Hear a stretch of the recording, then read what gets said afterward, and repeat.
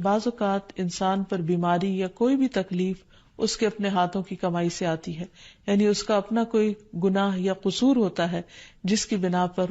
اسے وہ تکلیف پہنچتی ہے. قرآن مجید میں آتا ہے وَمَا أَصَابَكُم مِّن مُّصِيبَةٍ فَبِمَا كَسَبَتْ أَيْدِيكُمْ وَيَعْفُو عَن كَثِيرٍ، اور تمہیں جو بھی مصیبت پہنچی تو وہ اس وجہ سے ہے جو تمہارے ہاتھوں نے کمایا،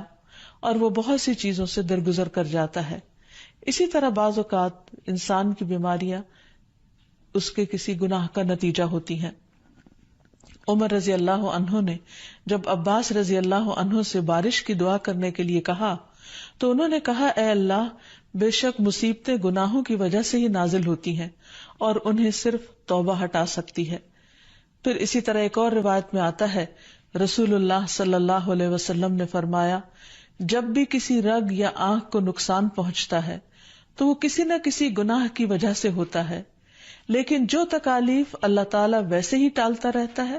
وہ کہیں زیادہ ہو جاتی ہیں. پھر اسی طرح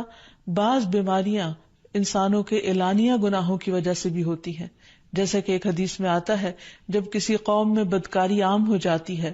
اور وہ اعلانیہ اس کا ارتکاب کرتے ہیں تو ان میں طاعون اور ایسی مختلف بیماریاں پھیل جاتی ہیں جو کہ ان سے پہلے گزرے ہوئے لوگوں میں نہ تھی.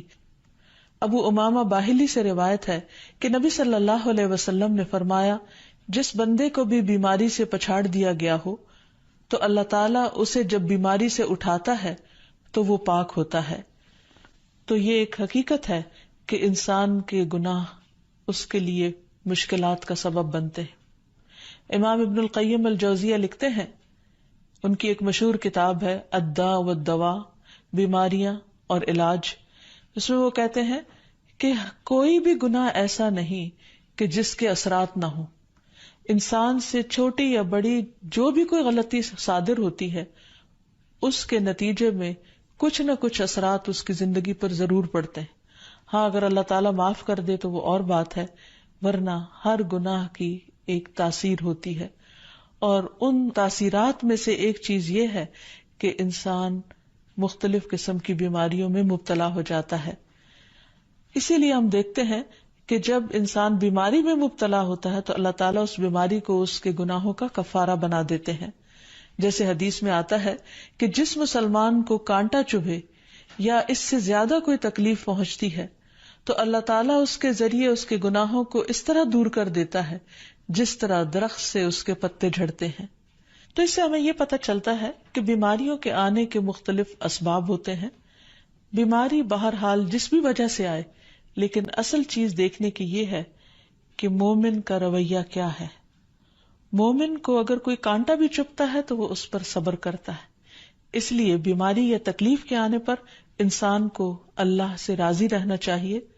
شکوہ نہیں کرنا چاہیے، کیونکہ جو اللہ سے راضی ہو جاتا ہے کسی آزمائش پر، اللہ تعالیٰ بھی اس سے راضی ہو جاتا ہے. پھر اسی طرح اللہ تعالیٰ کا شکر ادا کرنا چاہیے، کیونکہ بیماری اس سے زیادہ شدید بھی ہو سکتی تھی. لہذا انسان کو اللہ تعالیٰ جس حال میں رکھے انسان اس پر شکر گزار رہے. پھر یہ کہ انسان کسی بھی بیماری میں کسی بھی قسم کی ہو اور زندگی کے کسی بھی حصے میں ہو اس میں مایوس نہ ہو، پر امید رہے کہ بیماری دور ہو جائے گی. پھر اسی طرح اگر بیماری طول پکڑ جائے تو انسان کو گھبرانا نہیں چاہیے، کیونکہ ہر گزرنے والا لمحہ انسان کے درجات میں اضافے کا سبب بنتا ہے اور اس کے گناہ مسلسل جھڑتے چلے جاتے ہیں حتیٰ کہ انسان بالکل پاک صاف ہو جاتا ہے. پھر اسی طرح انسان کو بیماری کی حالت میں دوسروں سے شکوے شکایات نہیں کرنی چاہیے، کیونکہ بیماری اللہ کے اذن سے آتی ہے، اور جب انسان ہر ایک کے آگے رونے لگتا ہے تو گویا وہ اللہ تعالیٰ کا شکوہ کر رہا ہوتا ہے، جو چیز اللہ تعالیٰ کو پسند نہیں.